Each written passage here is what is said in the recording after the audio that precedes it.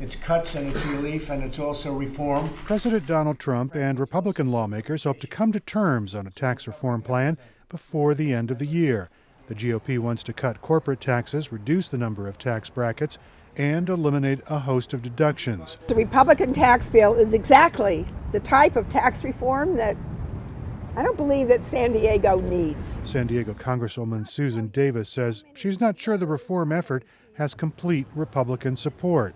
If they're going to move forward and still have the inability to deduct state and local taxes, those high tax states in the Senate are balking at that possibility. Both House and Senate plans eliminate the state and local tax deduction, and that hits hard in high-tax states like California.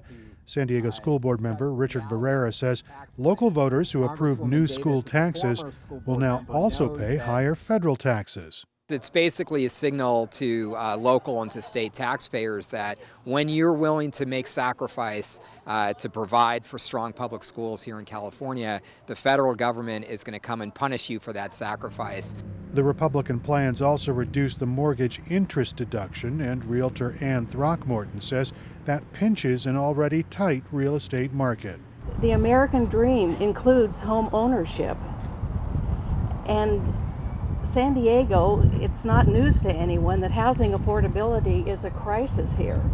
We cannot afford to have a tax program that's taking money out of so many different pockets. Democrats say they won't go along with the GOP tax reform plan because it gives huge tax cuts to corporations and the wealthy.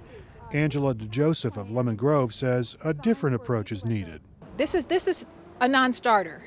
They need to scrap it, start over, get a new bill, bipartisan support. So far, Republican Darrell Issa is the only California Republican to say publicly that he'll vote against the plan. He narrowly won re-election last year, and he's come out strongly against eliminating the state and local tax deduction.